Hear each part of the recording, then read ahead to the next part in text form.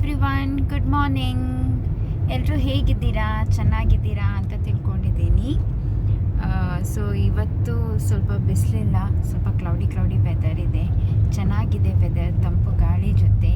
ನಾನಿವಾಗ ಆಫೀಸ್ ಹೋಗ್ತಾ ಇದ್ದೀನಿ. ಬ್ರೇಕ್ಫಾಸ್ಟ್ ಎಲ್ಲ ಆಯಿತು. ಇನ್ನೇನು ಆಫೀಸ್ ಹೋಗಿಬಿಟ್ಟು ನನ್ನದು ಡೈಲಿ ರುಟೀನನ್ನು ಸ್ಟಾರ್ಟ್ ಮಾಡ್ತೀನಿ.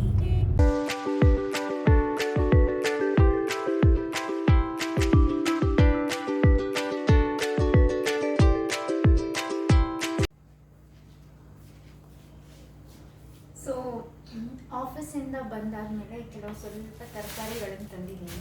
ಇದನ್ನೆಲ್ಲ ಬೇಗ ಜೋಡಿಸ್ಬೇಕು. ಸ್ವಲ್ಪ ಕರಿಬೇವು ಸೊಪ್ಪು ಬೇಕಿತ್ತು. ಕರಿಬೇವು ಸೊಪ್ಪನ್ನೆಲ್ಲ ಒಂದು ಬಾಟ್ಲಲ್ಲಿ ಹಾಕಿಟ್ರೆ ಒಂದೆರಡು ವಾರ ತನಕ ಆರಾಮ್ಸೆ ಈ ಕರಿಬೇವೆಲ್ಲ ಬರುತ್ತೆ. ನೀವು ಹೇಗೆ ಸ್ಟೋರ್ ಮಾಡಿರ್ತೀರಾ ಕರಿಬೇವು ಸೊಪ್ಪು? ನಾನು ಸುಮಾರು ವೇಸ್ ಟ್ರೈ ಮಾಡಿದ್ದೀನಿ ಕರಿಬೇವನ್ನ ಸ್ಟೋರ್ ಮಾಡೋಕ್ಕೆ. ಕೆಲವರು ಹೇಳಿದರು ತೊಳೆದ್ಬಿಟ್ಟು ಒಣಗಿಸ್ಬಿಟ್ಟು ಇಡಬೇಕು ಅಂತ, ಆವಾಗ ನಿಮಗೆ ತುಂಬ ದಿನ ಸ್ಟೋರ್ ಮಾಡೋಕ್ಕಾಗುತ್ತೆ ಅಂತ. ಅದನ್ನು ಟ್ರೈ ಮಾಡಿದೆ. ನಮ್ಮ ಮನೇಲಿ ಕರಿಬೇವು ಮತ್ತು ಕೊತ್ತಂಬರಿ ಸೊಪ್ಪು ಉಳಿಯೋದೇ ಇಲ್ಲ. ಮತ್ತು ಇವಾಗ ಏನು ಮಾಡ್ತಿದ್ದೀನಿ ಅಂದರೆ, ಒಂದು ಬಾಕ್ಸಲ್ಲಿ ಈ ಥರ ಟಿಶ್ಯೂ ಪೇಪರ್ ಹಾಕ್ತಾಯಿದ್ದೀನಿ. ಟಿಶ್ಯೂ ಪೇಪರ್ ಹಾಕಿಬಿಟ್ಟು ಮತ್ತೆ ಇದನ್ನು ಕರಿಬೇವನ್ನ ಹಾಕೋದ್ರಿಂದ ಒಂದು ಸ್ವಲ್ಪ ನನಗೆ ಒಂದು 15 ಡೇಸ್ ತನಕ ಆರಾಮ್ಸೆ ಕರಿಬೇವು ಫ್ರೆಶ್ ಆಗಿರುತ್ತೆ. ನೀವೆಲ್ಲ ಏನು ಮಾಡ್ತೀರಾ? ಹೆಂಗಿಡ್ತೀರಾ ಕರಿಬೇವು ಸೊಪ್ಪು? ಪುಟಾಣಿ ಈರುಳ್ಳಿ ಸಿಕ್ತು, ನಾಟಿ ಈರುಳ್ಳಿ ತಂದಿದ್ದೀನಿ. ಮತ್ತು ಇದೊಂದು ಬೀಟ್ರೂಟ್ ತಂದಿದ್ದೀನಿ.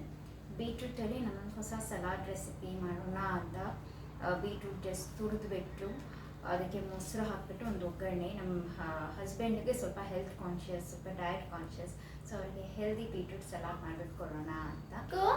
ಬಲೆ ಮುದ್ದು ಪಾಪುಟ್ಟ. ಇವಾಗ ತಂದಿರೋ ಎಲ್ಲ ತರಕಾರಿಗಳನ್ನು ನೀಟಾಗಿ ಆರ್ಗನೈಸ್ ಮಾಡಿಬಿಟ್ಟು ಎಲ್ಲ ಕವರ್ ಮತ್ತು ಬಾಕ್ಸಸ್ಸಲ್ಲಿ ಹಾಕಿಬಿಟ್ಟು ಈಸಿ ಆಗಬೇಕು ನೆಕ್ಸ್ಟ್ ವೀಕಿಗೆ. ಸೊ ಎಲ್ಲ ಜೋಡಿಸ್ತಾ ಇದ್ದೀನಿ. ಇದಾದಮೇಲೆ ಡಿನ್ನರ್ ಪ್ರಿಪ್ರೇಷನ್ಸು ರೆಡಿ ಮಾಡ್ಕೊಳ್ಬೇಕು.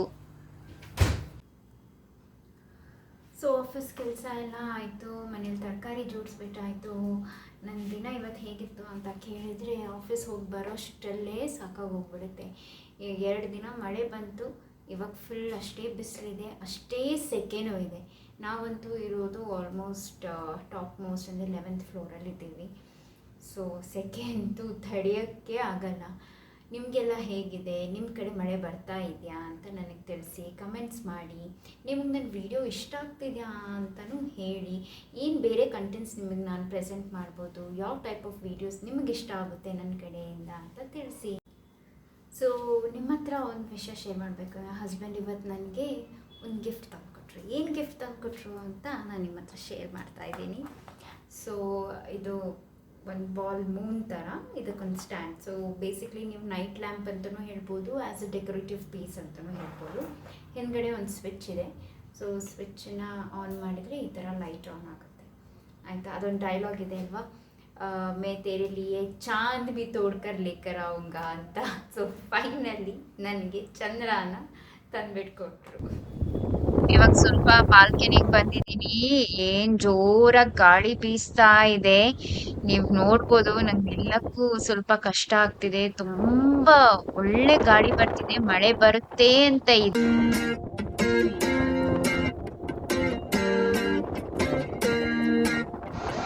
I feel like I'm afraid to say how I feel, to know I let you down, 'cause late nights don't wanna let you down.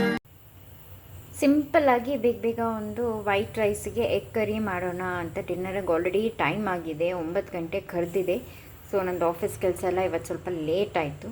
So ನಾನಿಲ್ಲಿ ಎಣ್ಣೆ ಬಿಸಿ ಇಟ್ಟಿದ್ದೀನಿ. ಎಣ್ಣೆ ಬಿಸಿ ಇಟ್ಟಾದಮೇಲೆ ಇದಕ್ಕೆ ನಾನು ಒಂದು ಪಲಾವ್ ಎಲೆ ಮತ್ತು 2 ಚಕ್ಕೆನ ಹಾಕ್ತಾಯಿದ್ದೀನಿ. 1/4 ಚಮಚದಷ್ಟು ಜೀರಿಗೆನ ಹಾಕಿದ್ದೀನಿ. ನೆಕ್ಸ್ಟ್ ಇದಕ್ಕೆ ಚಾಪ್ ಮಾಡಿದ್ದು ಈರುಳ್ಳಿನ ಹಾಕ್ಕೊಳ್ಳೋಣ. ಈರುಳ್ಳಿ ಹಾಕಿಬಿಟ್ಟು ಇವಾಗ ನಾನು ಇದನ್ನು ಸ್ವಲ್ಪ ಇಲ್ಲಿ ಸಾಟ್ ಮಾಡ್ತಾ ಇದ್ದೀನಿ. ಸ್ವಲ್ಪ ಫ್ರೈ ಆಗಲಿ, ಈರುಳ್ಳಿ ಸ್ವಲ್ಪ ಬ್ರೌನ್ ಆಗಲಿ ಅಂತ. ಇವಾಗ ಸ್ಲಿಟ್ ಮಾಡಿದ್ದು 2 ಹಸಿಮೆಣಸಿನ್ಕಾಯಿ, ಸ್ವಲ್ಪ ಜಿಂಜರ್ ಗಾರ್ಲಿಕ್ ಪೇಸ್ಟ್ ಹಾಕಿದ್ದೀನಿ. ಈರುಳ್ಳಿ ಸ್ವಲ್ಪ ಬೇಯ್ತಾ ಬರ್ತಾ ಇದೆ. ಇವಾಗ ನಾನು ಸ್ವಲ್ಪ 1/4 ಚಮಚದಷ್ಟು ಅರಿಶಿನ ಪುಡಿ ಹಾಕ್ತಾಯಿದ್ದೀನಿ. ಮತ್ತು ಒಂದು ಸ್ಪೂನಷ್ಟು ನಾನಿಲ್ಲಿ ಅಚ್ಚ ಖಾರದ ಪುಡಿ ಹಾಕ್ತಾಯಿದ್ದೀನಿ. ನೀವು ಖಾರ ಬೇಕು ಜಾಸ್ತಿ ಬೇಕು ಅಂದರೆ ಇನ್ನೊಂದು ಸ್ವಲ್ಪ ಹಾಕ್ಕೊಳ್ಬೋದು. ಮತ್ತು ಒಂದು ಅರ್ಧ ಸ್ಪೂನಷ್ಟು ಧನಿಯಾ ಪೌಡ್ರನ್ನ ಹಾಕ್ತಾಯಿದ್ದೀನಿ. ಇದನ್ನೆಲ್ಲನೂ ಚೆನ್ನಾಗಿ ಮಸಾಲಾನ ಈ ಈರುಳ್ಳಿ ಜೊತೆ ಸ್ವಲ್ಪ ಹುರ್ಕೊಳ್ಳೋಣ. ಇವಾಗ ನಾನು ಒಂದು ಹಚ್ಚಿರುವ ಟೊಮ್ಯಾಟೋವನ್ನು ಹಾಕ್ತಾಯಿದ್ದೀನಿ. ಈ ಟೊಮ್ಯಾಟೋನು ಹಾಕಿಬಿಟ್ಟು ಚೆನ್ನಾಗಿ ಎಣ್ಣೆ ಎಲ್ಲ ಬಿಡಬೇಕು, ಅಷ್ಟು ತನಕ ನಾವು ಇದನ್ನು ಚೆನ್ನಾಗಿ ಹುರ್ಕೊಳ್ಳೋಣ. ನೋಡಿ ಮಸಾಲ ಎಲ್ಲ ಫ್ರೈ ಆಗಿಬಿಟ್ಟು ಇಲ್ಲಿ ನೋಡಿ ಎಣ್ಣೆ ಎಲ್ಲ ಸೈಡಲ್ಲಿ ಬಿಡ್ತಾ ಇದೆ. ಇನ್ನೊಂದು ಸ್ವಲ್ಪ ಈ ಟೊಮ್ಯಾಟೊ ಎಲ್ಲ ಚೆನ್ನಾಗಿ ಕುಕ್ ಆಗಬೇಕು, ಅಷ್ಟು ತನಕ ನಾನು ಇನ್ನೊಂದು 1 ಮಿನಿಟ್ ಟು 2 ಮಿನಿಟ್ಸ್ ಇದನ್ನು ಕುಕ್ ಮಾಡ್ತೀನಿ. ಈ ಸ್ಟೇಜಲ್ಲಿ ನೀರು ಹಾಕೋಕ್ಕಿಂತ ಮುಂಚೆ ನಾನಿಲ್ಲೊಂದು ಅರ್ಧ ಸ್ಪೂನಷ್ಟು ಗರಂ ಮಸಾಲಾನ ಹಾಕ್ತಾಯಿದ್ದೀನಿ. ಇದು ಆಪ್ಷನಲ್ಲು, ನಿಮಗೆ ಬೇಡ ಅಂದರೆ ನೀವು ಇದನ್ನು ಸ್ಕಿಪ್ ಮಾಡ್ಕೊಳ್ಬೋದು. ಇವಾಗ ನಾನು ಇದಕ್ಕೆ ಒಂದು ಅರ್ಧ ಲೋಟದಷ್ಟು ನೀರನ್ನು ಸೇರಿಸ್ತಾ ಇದ್ದೀನಿ. ನಿಮಗೆ ಗ್ರೇವಿ ಎಷ್ಟು ಬೇಕು ಅಷ್ಟು ನೀರನ್ನು ಹಾಕ್ಕೊಳ್ಳಿ. ಇಂಗ್ರೀಡಿಯೆಂಟ್ಸು ಅಷ್ಟೇ ನೀವು ಇನ್ಕ್ರೀಸ್ ಮಾಡ್ಕೊಂಡು ಹೋಗಿ. ನಾನಿಲ್ಲಿ 2 ರಿಂದ 3 ಮೊಟ್ಟೆಗೆ ಹೇಗೆ ಮಾಡೋದು ಅಂತ ನಾನು ರೆಸಿಪಿ ತೋರಿಸ್ತಾ ಇದ್ದೀನಿ. ನೀವು ಜಾಸ್ತಿ ಜನಕ್ಕೆ ಮಾಡ್ತಾಯಿದ್ರೆ ಸ್ವಲ್ಪ ಜಾಸ್ತಿ ಈರುಳ್ಳಿ ಮತ್ತು ಜಾಸ್ತಿ ಟೊಮೆಟೊ ಹಾಕಿ. ಇದು ನೀರು ಹಾಕಾದ್ಮೇಲೆ ನಾನು ಇದನ್ನೊಂದು 2 ಮಿನಿಟ್ಸ್ ಚೆನ್ನಾಗಿ ನಾನು ಇದನ್ನು ಕುದಿಸ್ತೀನಿ.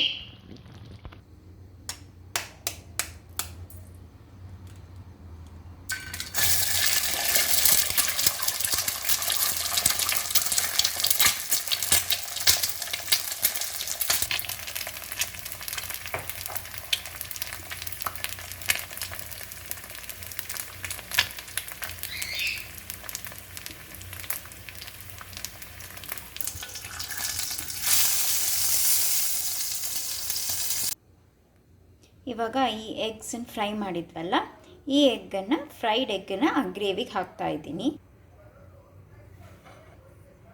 ಈ ಥರ ಹಾಕಿಬಿಟ್ಟು ಈ ಗ್ರೇವಿನೆಲ್ಲ ಸ್ವಲ್ಪ ಅದ್ರ ಮೇಲೆ ಹಾಕ್ತಾಯಿದ್ದೀನಿ. ಸೊ ಈ ಎಗ್ಸ್ಗೂ ಆ ಗ್ರೇವಿ ಎಲ್ಲ ಸ್ವಲ್ಪ ಅದ್ರದ್ದು ಮಸಾಲ ಎಲ್ಲ ಹಿಡ್ಕೊಳ್ಳಿ ಅಂತ.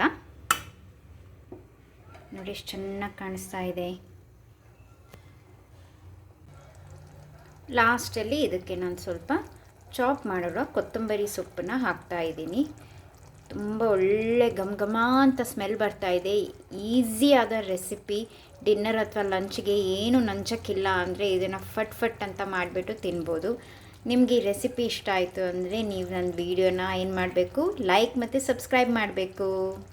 ಸೊ ಓಕೆ, ನಾನು ಇವಾಗ ಸ್ವಲ್ಪ ಫುಲ್ ಟಯರ್ಡ್ ಆಗಿದೆ. ಇನ್ನು ನಿಮಗೆ ನಾಳೆ ಸಿಗ್ತೀನಿ.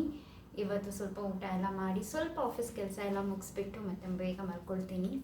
ನಿಮ್ಮನ್ನೆಲ್ಲ ನೆಕ್ಸ್ಟ್ ವೀಕ್ ಸಿಗ್ತೀನಿ ಅಥವಾ ನಾಳೆ ಸಿಗ್ತೀನಿ.